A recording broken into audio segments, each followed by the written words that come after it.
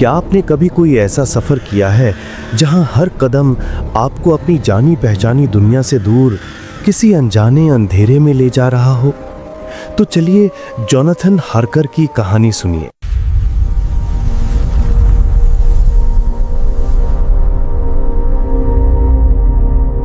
तीन मई को ये नौजवान इंग्लिश सॉलिसिटर म्यूनिख से अपनी यात्रा शुरू करता है।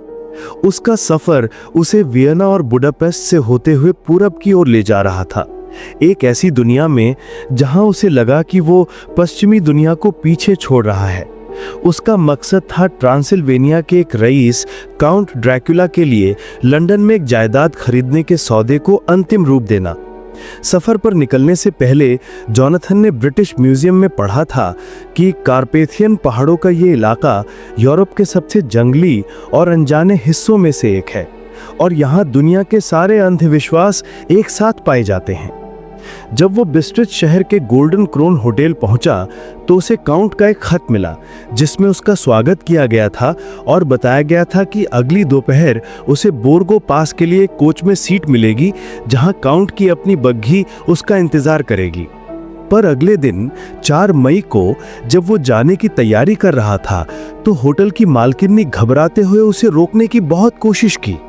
उसने जोनाथन को बताया कि आज सेंट जॉर्जेस ईव है और आज रात जब घड़ी में 12 बजेंगे तो दुनिया की सारी बुरी ताकतें आजाद हो जाएंगी। अगर कोई बूढ़ी औरत आपके पैरों में गिरकर आने वाले खतरे की भीख मांगे तो क्या आप आगे बढ़ेंगे? जोनाथन को जाना था। तब उस बूढ़ी औरत ने अपनी मां का वास्ता देकर उसके गले में क्रॉस पहना दिया। कोच में उसके साथी यात्री भी डरे हुए थे। वे बार बार क्रॉस का निशान बना रहे थे और 2 उंगलियां उसकी तरफ करके बुरी नजर से बचाने का इशारा कर रहे थे। उसने चुपके से अपनी डिक्शनरी में उनके द्वारा फुसफुसाए जा रहे शब्दों के मतलब देखे और डॉग यानी शैतान, पोकोल यानी नर्क और व्रोलोक यानी पिशाच या वैम्पायर। जैसे जैसे उनकी बग्गी आगे बढ़ी शाम ढलने लगी और कारपेथियन पहाड़ों का खौफनाक मंजर उभरने लगा। अंधेरा होते ही उनके साथी यात्री और भी बेचैन हो गए। आखिरकार बोर्गो पास के पूर्वी तरफ जहां तूफानी बादल घुमड़ रहे थे उनकी बग्घी रुकी। तभी अचानक एक काली बग्घी जिसे 4 काले घोड़े खींच रहे थे उनके पास आकर रुकी। उसका ड्राइवर एक लंबा आदमी था जिसकी आंखों में एक अजीब सी लाल चमक थी। उसके होंठ खून की तरह लाल और दांत हाथी दांत जैसे तेज और सफेद थे। उसने जोनाथन का सामान लिया और उसे अपनी बग्घी में बिठाया जिसका हाथ स्टील की पकड़ जैसा मजबूत था। उस रहस्यमय ड्राइवर ने बग्घी को बर्फीले और तूफानी रास्तों पर ऐसी रफ्तार से दौड़ाया कि जोनाथन की जान हलक में आ गई। रात के 12 बजते ही दूर से भेड़ियों के रोने की एक खौफनाक आवाज आने लगी। रास्ते में उसे कई बार नीले रंग की रहस्यमय लौ दिखाई दी और हर बार ड्राइवर बग्घी रोककर उस जगह पर पत्थरों से कोई निशान बनाता।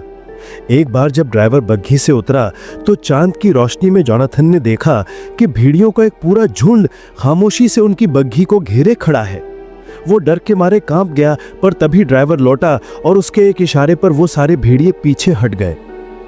आखिरकार उनकी बग्घी एक विशाल खंडहर हो चुके महल के आंगन में पहुंची जिसकी टूटी हुई दीवारें और काली खिड़कियां चांदनी रात में किसी डरावने सपने की तरह लग रही थीं।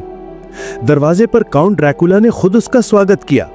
उसने बड़ी तहजीब से कहा, मेरे घर में आपका स्वागत है, अपनी मर्जी से अंदर आइए। लेकिन जब उसमें जोनाथन का हाथ पकड़ा तो वो बर्फ की तरह ठंडा था, किसी जिंदा इंसान का नहीं बल्कि किसी मुर्दे का। काउंट उसे अंदर एक बड़े से कमरे में ले गया जहां रात के खाने की मेज सजी थी। काउंट ने खुद खाना खाने से मना कर दिया। जब जोनाथन खाना खा रहा था तो उसने काउंट को गौर से देखा। उसकी नाक तोते जैसी पैनी थी, कान नुकीले थे और हाथों की हथेलियों के बीच में भी बाल थे। जब भोर होते ही एक मुर्गे की बांग सुनकर काउंट अचानक उठ खड़ा हुआ और ये कहकर चला गया कि उसे कुछ काम है। जोनाथन अपने कमरे में चला गया, लेकिन उसके दिल में अब शक और डर था। जरा सोचिए, आप एक आईने के सामने शेविंग कर रहे हैं और आपका मेजबान जो आपकी ठीक पीछे खड़ा है उसमें नजर ही नहीं आता। यही जोनाथन के साथ हुआ। जब शेविंग करते हुए उसके हाथ से कट लग गया और खून की एक बूंद गिरी तो काउंट के आंखों में एक शैतानी फ्यूरी चमक उठी और उसने जोनाथन की गर्दन पर झपट्टा मारा, लेकिन उसका हाथ जोनाथन के गले में पड़े क्रॉस से टकराया और उसका गुस्सा पल भर में गायब हो गया। उसने वो आईना ये कहते हुए खिड़की से बाहर फेंक दिया कि ये इंसानी घुमंड की एक घिनौनी चीज है। तब जोनाथन को एहसास हुआ कि महल के किसी भी कमरे में कोई आईना नहीं है। जल्दी ही उसे यह भी पता चल गया कि महल के सारे दरवाजे बाहर से बंद हैं और वो एक कैदी है। उसका खौफ तब बढ़ गया जब एक रात उसने काउंट को एक छिपकली की तरह महल की दीवार से नीचे उतरते हुए देखा। एक रात जब उसने काउंट की चेतावनी को नजरअंदाज करके महल के दूसरे हिस्से में सोने का फैसला किया तो उसका सामना 3 खूबसूरत औरतों से हुआ। उनके होंठ माणिक की तरह लाल, दांत मोतियों जैसे चमक रहे थे और उनकी परछाई नहीं बनती थी। जोनाथन के दिल में एक अजीब खौफनाक इच्छा जागी कि वो औरतें उसे अपने लाल होठों से चूम लें। उनमें से गोरी औरत उसकी तरफ झुकी और जोनाथन को अपनी गर्दन पर उसके 2 नुकीले दांतों का सर्द स्पर्श महसूस हुआ। वो एक अजीब सी बेहोशी में इंतजार कर रहा था कि तभी काउंट वहां तूफान की तरह आया और उन औरतों पर चिल्लाया, तुम्हारी हिम्मत कैसे हुई इसे छूने की? ये आदमी मेरा है। उन औरतों को शांत करने के लिए काउंट ने एक बोरा उनकी तरफ फेंका जिसमें से एक दबे हुए बच्चे के रोने की आवाज आई। इस घटना के बाद काउंट ने जोनाथन को 3 खत लिखने पर मजबूर किया जिनकी तारीखें भविष्य की थीं, 12 जून, 19 जून और 29 जून, ताकि दुनिया को लगे कि वो सही सलामत है और जल्द ही घर लौटेगा, जबकि असल में काउंट ने उसकी मौत की तारीखें तय कर दी थीं। एक रात जब काउंट जोनाथन के कपड़े पहनकर बाहर गया तो एक औरत महल के दरवाजे पर आकर चिल्लाने लगी, राक्षस, मेरा बच्चा लौटा दो। काउंट के एक इशारे पर भेड़ियों का एक झुंड आया और उस औरत को चीर फाड़ कर खा गया। अपनी मौत को करीब देखकर जोनाथन ने आखिरी हिम्मत जुटाई। वो उसी रास्ते से दीवार पर चढ़कर काउंट के कमरे में गया जहां से वो एक पुरानी बर्बाद चैपल में पहुंचा। वहां उसने 50 बड़े बड़े लकड़ी के बक्से देखे जिनमें मिट्टी भरी थी और उन्हीं में से एक बक्से में लेटा हुआ था काउंट ड्रैक्युला। उसकी आंखें खुली थीं पर बेजान और उसके होंठ पहले से ज्यादा लाल थे जिनके कोनों से ताजा खून बह रहा था।